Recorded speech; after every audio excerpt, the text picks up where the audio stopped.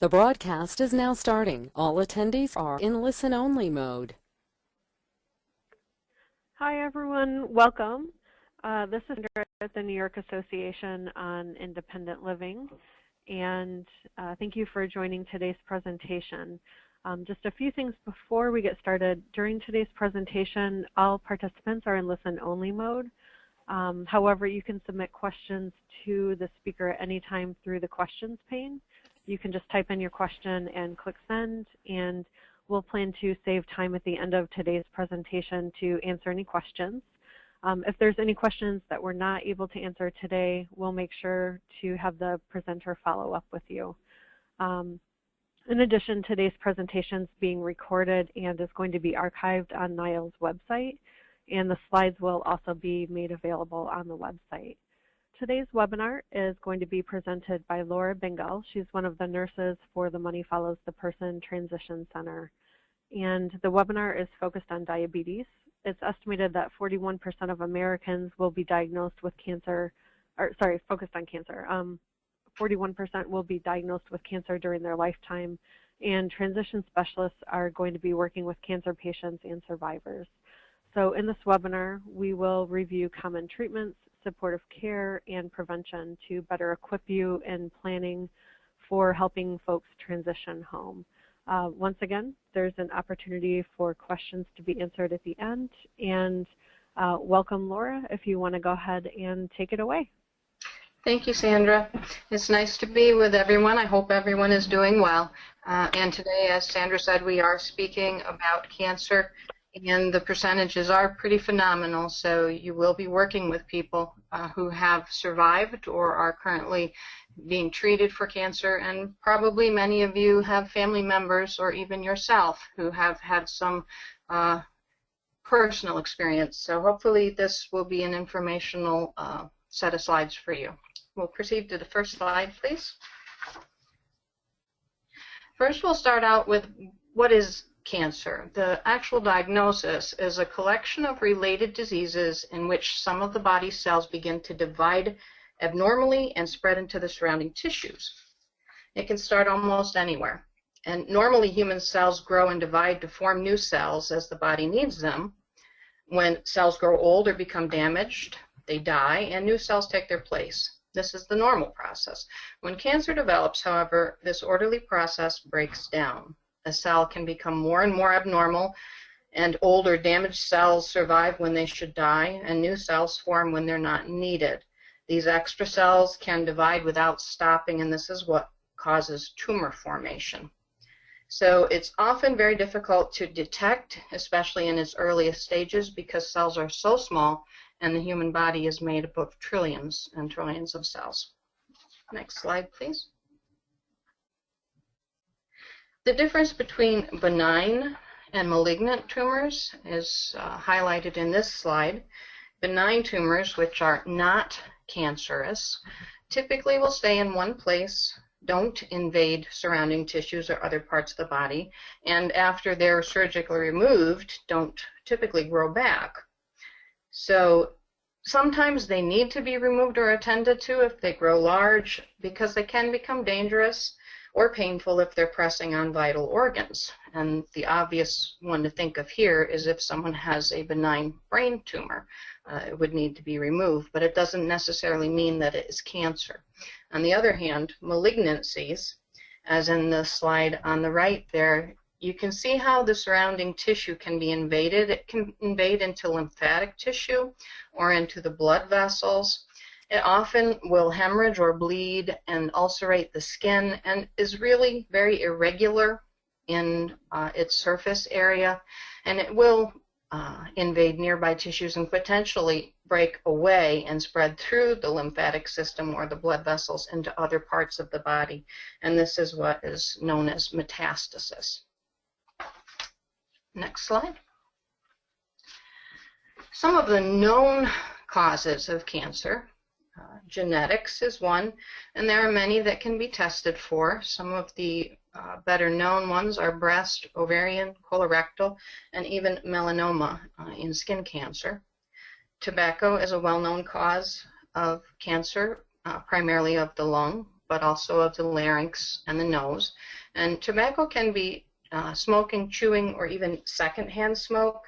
Interesting statistics on secondhand smoke do link it to lymphoma, leukemia, and brain tumors in children. And this, of course, is not to mention asthma in children. So obesity, just as of this year at one of the major oncology conferences, it was stated that spiraling rates of obesity are likely to be, well, let me rephrase this a little bit. They're thinking that obesity is going to claim the lead spot in one of the prime causes of cancer and 10 different types of cancer within the next decade. So as historically it has been smoking, now obesity is linked to more and more cancer occurrences. For one example, obese women increase their risk of uterine cancer by 600%. Yes, I said 600, 600 times more likely to get uterine cancer if we are obese. And this primarily because many cancers, like uterine, prostate, breast cancer, can be fueled by hormone imbalances, and obesity contributes to hormone imbalances. So this having been said, the researchers have also found that there's a correlation between obesity and an increased risk for cancer relapse. So it bears taking notice of and considering that if we give this presentation in another year, things may be flipped around a little bit. The next one on there is UV exposure or skin cancers. And it used to be thought that the UVB rays caused most of the skin burns and skin damage like wrinkles and that sort of thing. Newer thinking is that UVA rays are responsible for the recent increase in melanomas, and this in combination with low vitamin D levels. UVA can penetrate windows, so it can be a problem for people while inside, if sitting in a window or while driving. And regarding the vitamin D levels, vitamin D is part of the body's natural defense system, and it can protect from the development of skin cancer, but in order to be able to absorb and utilize the vitamin D, the skin has to be exposed to sunlight. So it's a little bit of a catch-22 there. The take-home message for this is to get sun exposure, but not overexposure. And what is recommended is 10 to 15 minutes of sunshine 3 times weekly. And it needs to be your face, arms, backs, or legs without sunscreen. But because exposure to sunlight can increase your risk for skin cancer, sunscreen should be applied after that time frame. And according to the National Institutes of Health, you should use sunscreen that protects from UVA and UVB light. And dermatologists recommend using an SPF 15 minimum year-round. Next slide. For the United States, from the American Cancer Society, this was the estimated new cases and deaths for the year we are currently in. And for these types that are listed here, 12 of the top ones, which in order to be on this list, there had to be 40,000 new cases at least. There will be estimated 412,950 deaths from cancer in the United States this year. So lung cancer is by far the highest of new cases, and pancreatic cancer is the one that has the highest rate of death per occurrence. So just a little bit. The top one there, just for information purposes, there's 2 numbers. You'll notice it's female and male. The breast cancer occurrences, 231,940 is female new cases. The 2,350 is new cases of male breast cancer. And men can get breast cancer. Okay, next slide, please. From our thinking, and for the people that we are dealing with, cancer has in many cases become a chronic health condition and can be thought of more like diabetes, congestive heart failure, or even chronic obstructive pulmonary disease.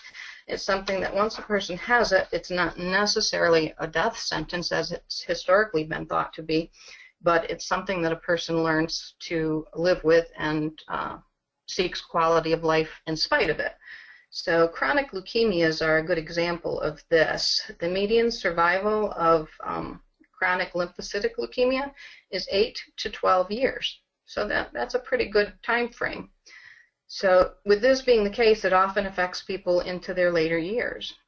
And until last year, the treatments that were available were often not well tolerated by older people, but many new medications are always being approved, and actually 2 new ones were just offered this past year that older individuals are tolerating very well, having fewer side effects and much better outcomes. The survival rate went from 11 to 23 months with just the use of these 2 medications. 2 other notable ones, multiple myeloma, which is cancer primarily of the bone marrow. The median survival rate has jumped from 7 months to closer to 5 years with newer treatments that are offered. And in prostate cancer, 99% of men will survive more than 5 years after they're diagnosed, and the relative 10-year survival rate is 91%, and at 15 years, it's still 76%. So usually being diagnosed at a little bit older age as well, a lot of these men are dying from other things than their prostate cancer. And one study has demonstrated the impact of new treatments on life expectancy for advanced prostate cancer, that men that would have lived, well, let's see how we should say this. Researchers found that men who receive new treatments are living on average 2 years longer than they would 10 years ago. I figured I'd just read it right from there so I get it right. So 2 more years added from a 10-year ago time frame. Okay. Next one, please. So non-traditional treatments, more and more medical providers are becoming more holistic in their approaches to treatment, and so will not necessarily rule out alternative therapies. And this is relatively new as well within the past 10 to 15 years, I would say. Some alternative or non-traditional treatments are known now to be beneficial, but all of these types of treatments really do need to be discussed with a treating physician if a person is getting conventional treatment. And the treating oncologist can formulate a plan with each individual based on what is known to be beneficial and according to their personal needs that will help relieve many of the symptoms associated with cancer and its treatment. And just to demonstrate that, you see I got this information and adapted it from some of the non-traditional treatments recommended by Mayo Clinic, which is a very well-known clinic. So again, at ASCO, which is the major conference for clinical oncology, American Society for Clinical Oncology, one of the things that they noted just this past year is that, and I'm going to quote them, exercise should be prescribed as a part of disease treatment. So there's a big surprise. The researchers found that women with breast cancer could reduce their mortality by up to 50%, half, with half an hour's moderate exercise 5 times a week, compared with women who are inactive. And similar studies were conducted for men with prostate cancer as well. And in that study, they were suggesting vigorous exercise, and it was reducing between 40 and 50% their mortality rates.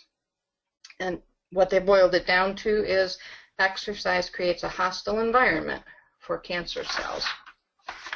So, with any alternative treatments, especially things that are herbal-based or over-the-counter, the one thing you should caution people about, though, is complete disclosure to their treating physician, because some things can interact badly. Herbal-based things, many medicines are herbal-based, so it shouldn't surprise us that they might interact. And these things should be discussed so that they don't get in trouble that way. Okay, next.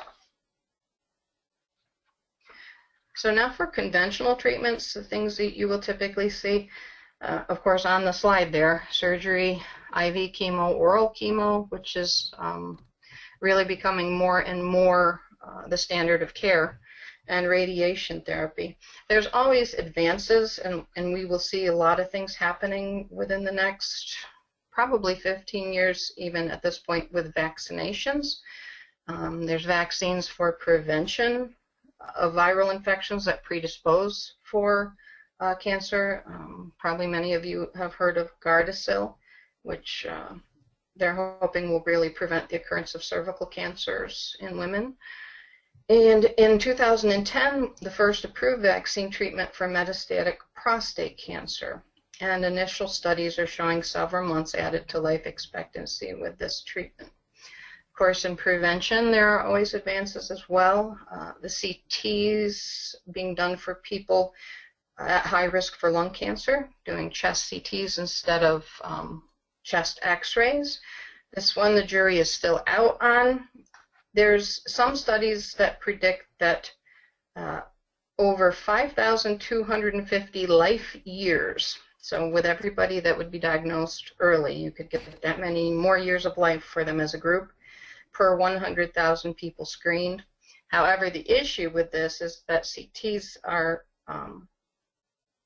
very specific in their findings, except you might see an abnormality and it may not be a cancer, and so the person gets the follow-up and may have biopsies. They have to go through the anxiety of wondering if they have cancer when they don't. So there's a lot of false positives at this point. So they're really trying to hone who to offer the screening to before it would really truly be beneficial.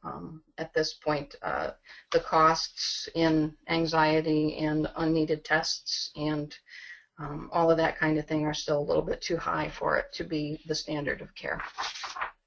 Okay, next. Surgery for cancer can be used in two different ways.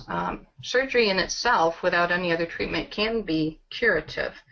And that can happen if there is a cancer that has not spread or is isolated to one section of the body. And one of the most frequent that this occurs with is a lung cancer that may be in just one portion of the lung.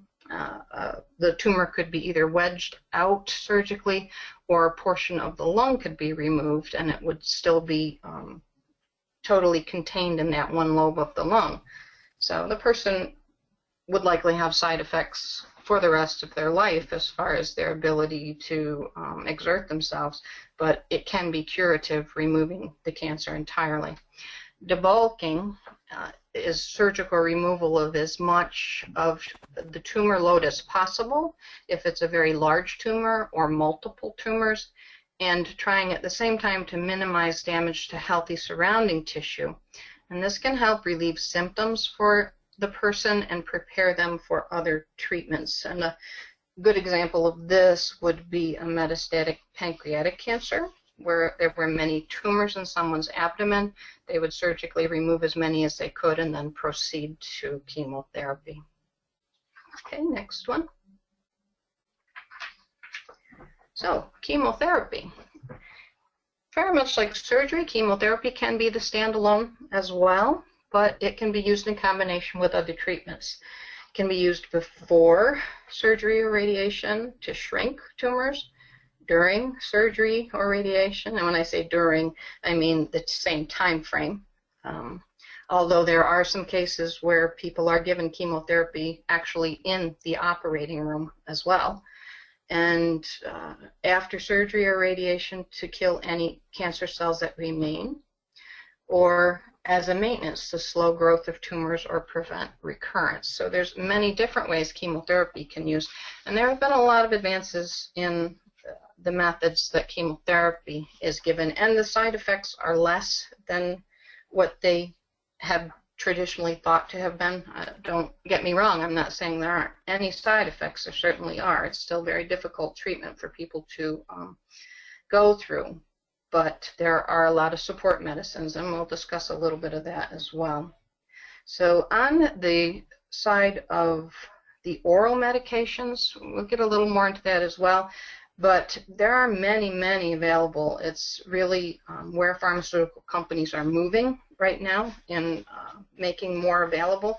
There are some known ones for breast cancer, myeloma, chronic leukemias, colorectal cancer, gastric cancer, prostate, kidney, melanoma, lung cancer. And the reason I'm bringing this up is because these chemotherapy pills are going to be in a person's home, and they still are chemotherapy. So there are some very specific instructions on how to take them and concerns about interactions and even exposures, and some, in fact, that will even have very direct warnings on them to stay away from them if you are pregnant or could become pregnant, that you should not handle them. So you should be aware of these dangers, and the filling pharmacist is the best resource if there are any questions for any particular medication that has come apart from the warning labels that is supposed to be with it. Okay, next slide. Chemotherapy can be given at home, aside from just the pills. Intravenous as well can be given at home. It can be given inpatient in the hospital for people who are medically unstable or for other special circumstances. And the outpatient clinic is the most common. But home is also a necessity for some particular medicines that require infusion over, say, a 72-hour period or so. And what happens with these people is that they have a vascular access device, what's shown in the picture here, typically implanted in the chest wall, like it shows on the gentleman there on the right. And it's under the skin, and a needle is put into it or accessed into it and covered with a sterile dressing. And the actual device that you'll see on the left that looks like the stethoscope is actually what the infuser port looks like. It has a rubber diaphragm in it, and that's where the needle pokes through. And the catheter that is extending out of the picture, when the surgeon places this, he will thread that catheter through the muscle in the chest wall into a major vessel within the person's chest. And the benefit of that is that it's a lot more stable, a lot less likely to come out or infiltrate in a home setting. And the chemotherapy is actually being infused into a major vessel, so it becomes more diluted with the volume of blood that it is infusing into, and it's going to be a lot less likely to cause any damage to that vessel than it would a smaller peripheral vessel, because some chemotherapy agents can be very caustic, which is one of the dangers of having it infused peripherally. So people are sent home with pumps that they would carry in like a fanny pack, and the clinics will typically provide these pumps, or they will get them from a company that rents them. The one in my area is Lincare. It's just typically a medical rental company, and these companies will have on-call services for troubleshooting at home. Another option would be a peripherally inserted central catheter, which is called a PICC line, and that might go through the crook in someone's elbow. It's inserted peripherally, but it's also threaded up the arm and into a major vessel in the chest for the same reasons.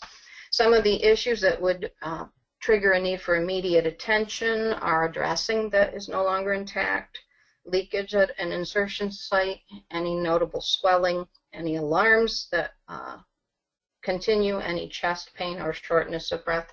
On a rare occasion, since these are in major vessels and there's a large volume of blood and it's pretty forceful that goes by them, the catheters can move some and sometimes can migrate closer to the heart or even into a ventricle of the heart, and it would cause some severe chest pain, so it does need immediate attention.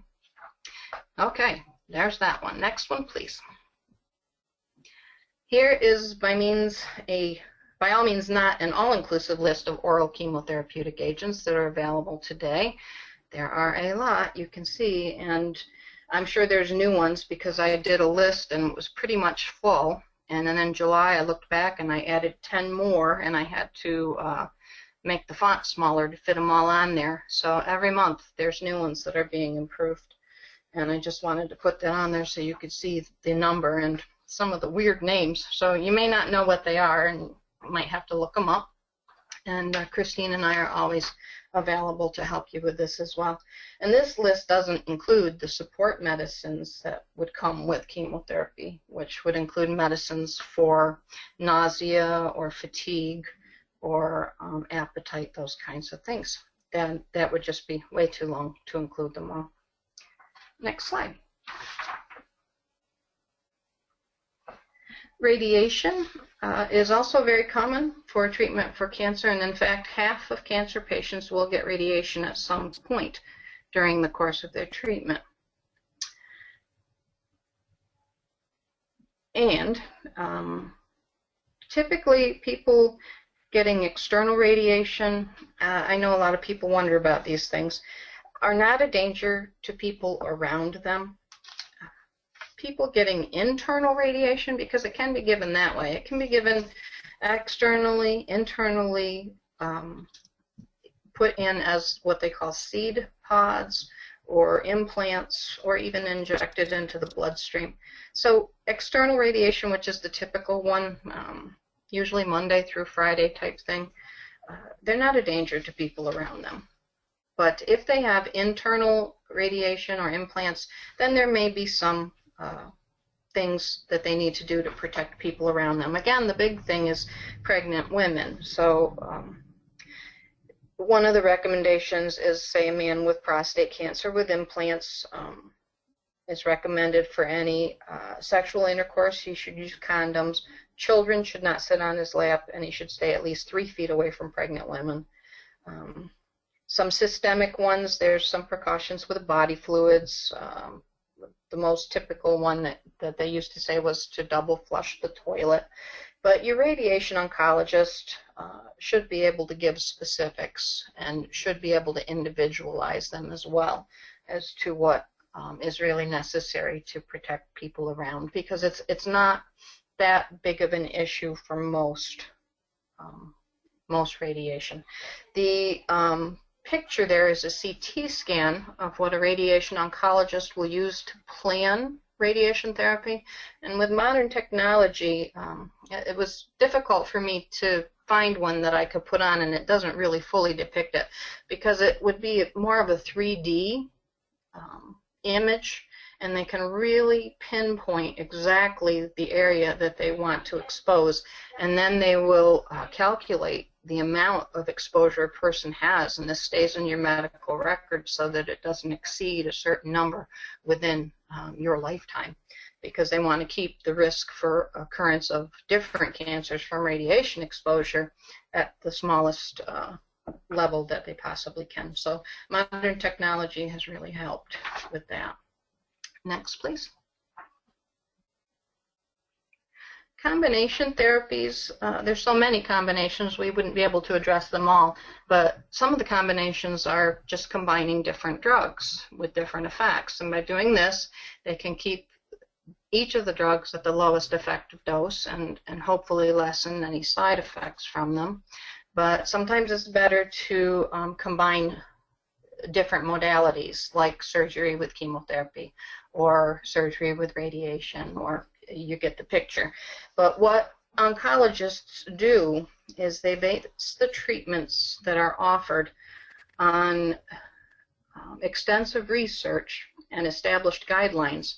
And typically they use information from the National Comprehensive Cancer Network. It's called the NCCN. Of course, oncology has its whole list of acronyms just like we do.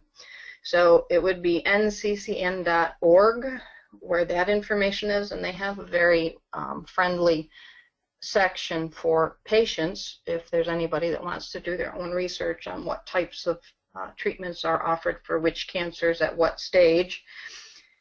And also the American Society for Clinical Oncology, which would be www.asco.org. Those would be the best places to go. That's where the oncologists go. Okay, next. For supportive care, we're typically talking about anything the person needs to support them through the treatment. So the top one is managing side effects, which is the most obvious, but there's more involved there. I mean, with managing side effects, the physician should be on top of this, prescribing medications that will help minimize side effects, and giving the person education as to how to stay hydrated, how to eat well, and hopefully to stay active. But from our perspective as well, we want to remember that people will be fatigued or weak or short of breath and may need assistance with ADLs or IADLs. And if they needed it prior to chemotherapy, then they'll probably need a little bit more during. And it can be very confusing, assistance with finances and insurance, so getting them in with their local ILCs is a good thing if they need help with these things. But I want to be sure that everyone knows too that most cancer centers have resources for the people who are getting treatment with them, and these resources should be tapped into, because they will have people that will help fill out forms for assistance to cover costs of medications, or to help them get transportation. Transportation, one of the well-known ones is Angel Flight, where corporate sponsors will let their jets transport people to major cancer centers for treatment free of charge. There's all kinds of things like that available within the Oncology Society, and these places will know about it. A person just needs to ask. And then, of course, infection control is one. We've covered that in a previous webinar, but even more so for people with cancer treatment, because they're going to be immune suppressed at that point, and will need to be real careful. Oh, and just a side point too, that often people getting chemotherapy, it's not unusual that they would require an occasional hospitalization, especially if we're talking about people who are older, for management of side effects, but that really is not a problem from an MFP standpoint. Okay, all right, next slide. Palliative care. The World Health definition is what I've listed here, and I like it, but I didn't think it covered everything, so I'm going to read it to you and then add a little to it. An approach that improves the quality of life of patients and their families facing the problem associated with life-threatening illness through the prevention and relief of suffering by means of early identification and impeccable assessment of pain and other problems, physical, psychosocial, and spiritual. What I want to add to that is that palliative care affirms life and regards dying as a normal process. So it intends neither to hasten nor postpone death. So palliative is not treatment, is what I want to bring out here. But there is aspects of palliative care involved in any treatment. But palliative care will also bleed over into hospice care, which we'll talk about a little bit as well. But palliation or palliative care should offer a support system that helps patients live as actively as possible during their treatment, especially if they have a terminal diagnosis, and offers a support for family as well. And very often, these types of services are offered through a visiting nurse service in the locale you are in, or by the hospice services themselves. They will have a palliative program that is separate from the hospice care. And sometimes you need to explain that to people as well, that if they sign on to a palliative care program, that they're not necessarily agreeing that they're ready for hospice care and ready to stop treatment. Which brings us to our next slide, which is about hospice, actually. And hospice is available through Medicaid, Medicare, private payment, and some health insurers for people who have a prognosis of 6 or fewer months if a terminal illness runs its normal course. And this must be certified by a physician that they have a life expectancy of fewer than 6 months. And then to add to that, it's not just that they have a life expectancy of fewer than 6 months, but they've opted at this point to go for palliative care rather than to pursue active treatment. So with the hospice benefit for Medicare and Medicaid, people can elect that benefit, which means that they are waiving their right to standard Medicare and Medicaid benefits for treatment of a terminal illness. But the thing about that is that once on hospice, say a person goes on hospice and a new treatment becomes available they didn't try and appears promising, they can opt out of hospice at that point and resume their treatment and then go on hospice again at a later time if that's their wish. So it's not, you're not locked into it at any given time. So as far as a person being on the waiver, if a person is on NHTD or TBI waiver and is already at home, there really is no problem in getting hospice care. But just to caution that waivers may not want to take a person out of a nursing home on a hospice with a hospice diagnosis because of the life expectancy being very short. So they may deny. And usually hospice itself will provide needed services for someone coming out of a nursing home. So someone can come home and be on hospice. And hospice can provide home health aides, homemaker, medical supplies, appliances, physical, occupational, and speech therapy, and even on occasion short-term inpatient care, as long as palliation is the main purpose of that hospitalization. So I just want to give a little plug here that we do have a webinar coming up in October, and you'll be getting information on that.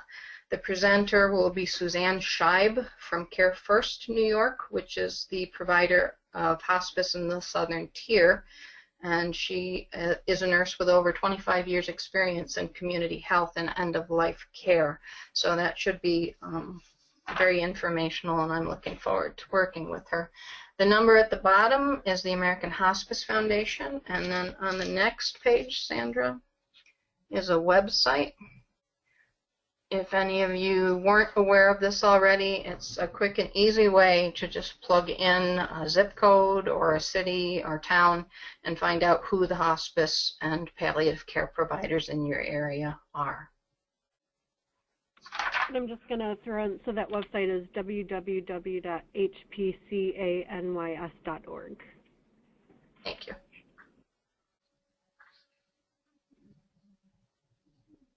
Okay, so as I mentioned in a previous slide about cancer centers or clinics having many resources that can be tapped into while someone is getting treatment, the oncology nurse navigator, or in some places called the patient navigator, depending on whether the person's a nurse or not, is something that is just come about within the past 5 years, and it is a professional with oncology-specific knowledge who can offer assistance to patients and families in a lot of areas, and some of them I just listed there.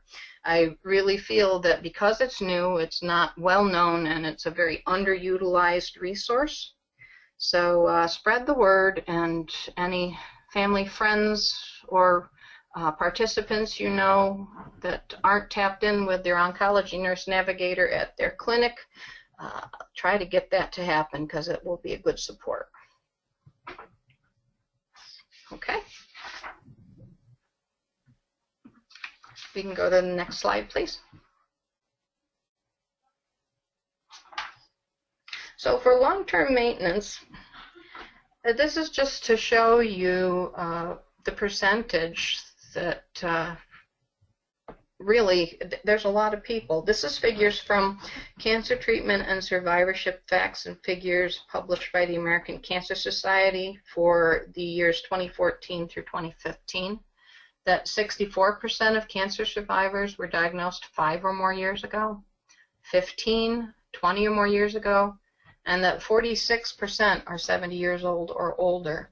So I'm sure that some of the transition specialists that are listening have already encountered people who are cancer survivors. And some of these will require surveillance for reoccurrence for the rest of their lives, really, and some will require ongoing treatment. So we just need to be aware that there's a lot of people, and this is part of our ongoing surveillance for chronic health conditions. And the next slide shows who you can anticipate will be on their team.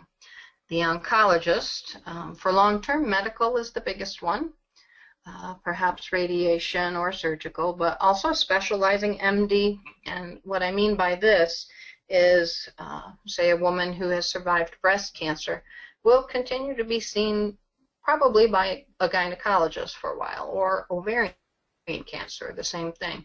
Or a man with prostate cancer would be seeing a urologist. And I think you kind of get the picture there. So they should have someone following them that is a specialist in the portion of their bodies that has been affected by the cancer.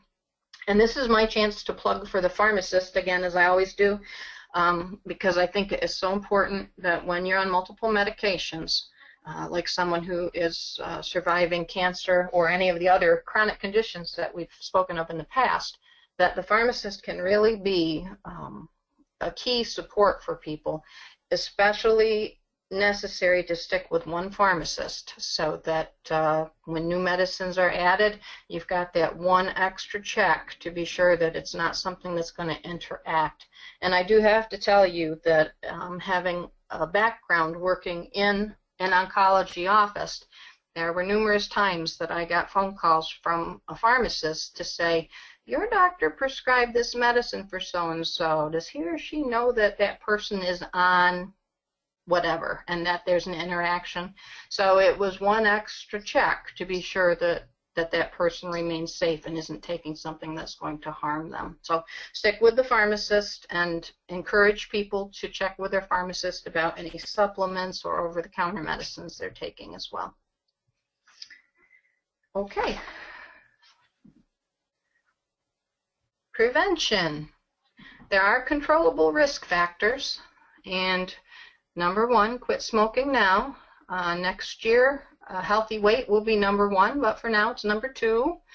And I've included under the Prevention Corner triangle, there's some websites that have some good information on how to do these things. New York State Smoke Free, from New York State Department of Health, assistance to help people quit smoking. Just for everyone's information, there are statistics that show that every cigarette a person smokes is deducting 7 minutes from the end of their life.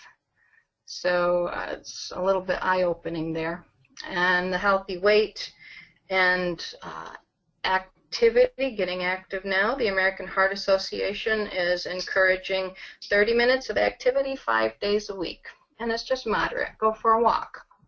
And then limit the sun exposure. And I didn't mention this in the slide, but it does merit mentioning since the Surgeon General is now considering tanning beds a major public health issue, and primarily because of a study published in the Journal of American Medical Association in May of last year, that there are more than 400,000 cases of skin cancer that, and they say, may be related to indoor tanning in the United States each year. But they felt that it was likely enough that they're really starting a campaign to get people to quit using tanning beds. So I'm going to jump on that bandwagon too and say that when you put yourself in something like that to bake, it's probably not a good thing. So stay healthy. Just remember, educate yourself, and that too much of anything is bad for you. Okay, next slide. That's my information for today. Were there any questions, Sandra? Thank you. Laura, no questions so far, but I think if we give people a minute here. Okay. And you can type in your questions. There's also a little hand icon that if you click on it, I can unmute your line if you want to ask your question in person.